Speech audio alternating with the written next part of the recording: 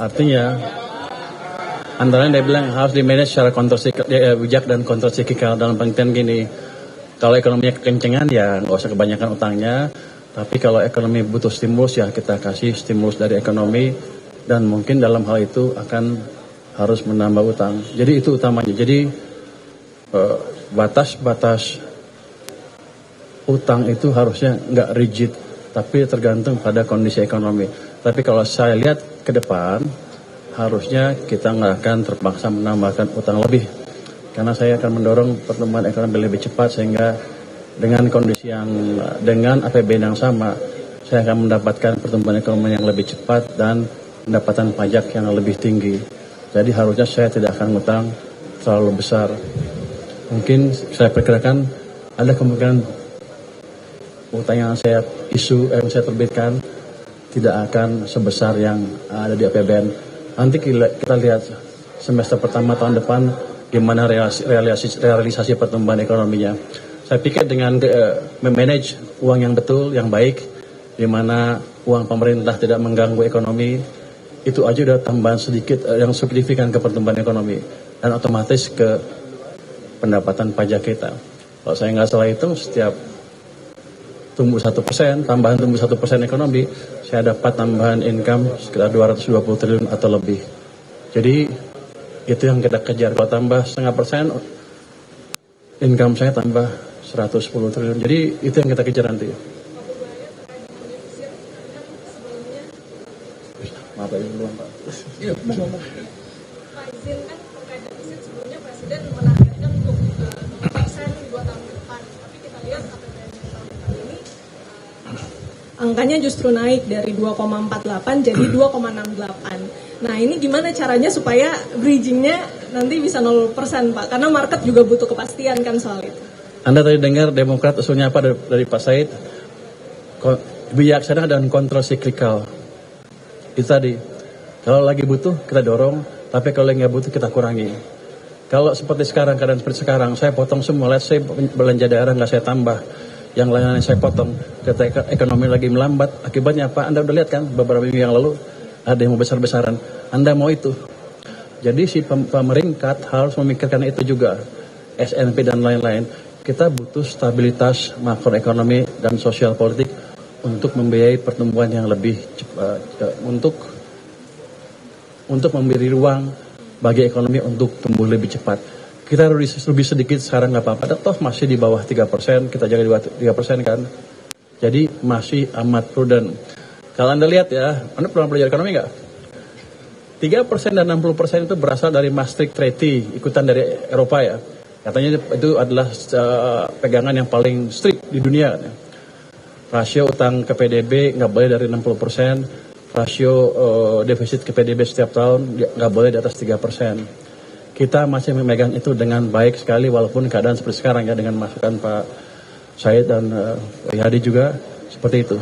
Kalau Anda bandingkan dengan Eropa gimana? Jerman aja udah hampir 100% ke PDB. Amerika 120% lebih, Jepang 250% katanya. Kita amat prudent. Jadi kalau nanti ada rating agensi yang mempertanyakan itu, suruh bandingkan negara-negara yang lain yang maju yang jadi acuan dia. Habis itu suruh bawa cermin. Tapi target 0%-nya Pak? Ya, gimana? Tapi kalau target 0% yang diarahkan Presiden itu cara bridging supaya? Kita lihat keadaan, kalau mungkin ya mungkin. Saya sedang mencoba mengefisienkan, mengefektifkan pajak dan lain-lain dalam 1 tahun ke depan.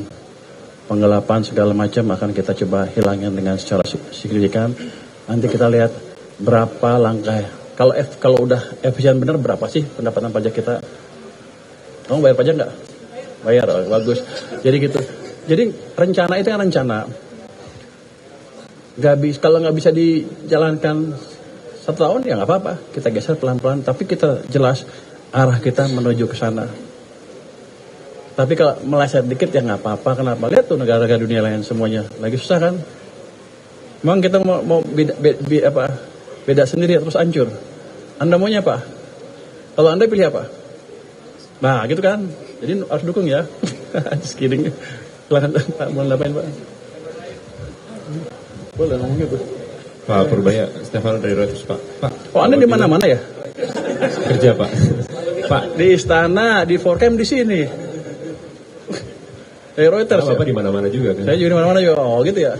Pak, ada 2 pertanyaan, Pak. Pertama, Bapak bilang kan ada peningkatan di TKD ya, Pak, untuk menjaga stabilitas. Tapi itu kan tetap lebih rendah dari 2025. Ada upaya lain nggak, Pak, untuk tetap mereka merasakan hal yang sama seperti sebelum-sebelumnya, supaya stabilitas tetap terjaga? Itu yang pertama, Pak. Yang kedua, Satu aja, yang terakhir, Pak. Satu aja.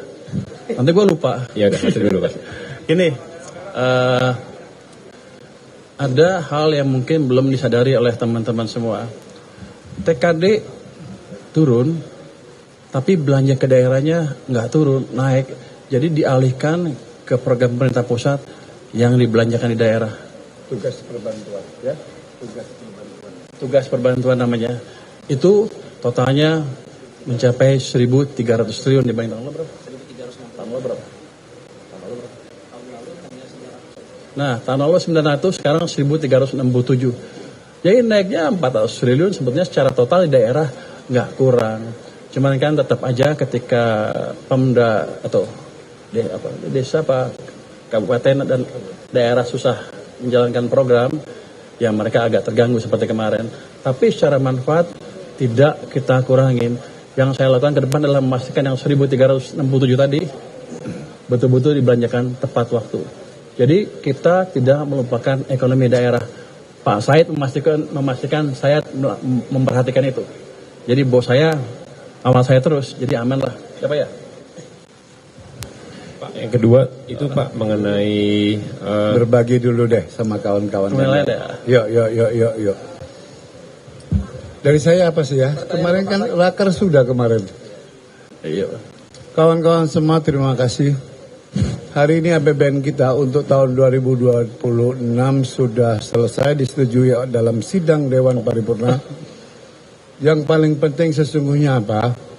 Ketika pemerintah dengan Badan Anggaran DPR bersepakat pertumbuhan di 5,4%, bagi kami itu adalah fondasi penting untuk terus mengawal visi, mimpi, dan termasuk yang disampaikan oleh Menteri Keuangan kita, ke depannya bisa 6-7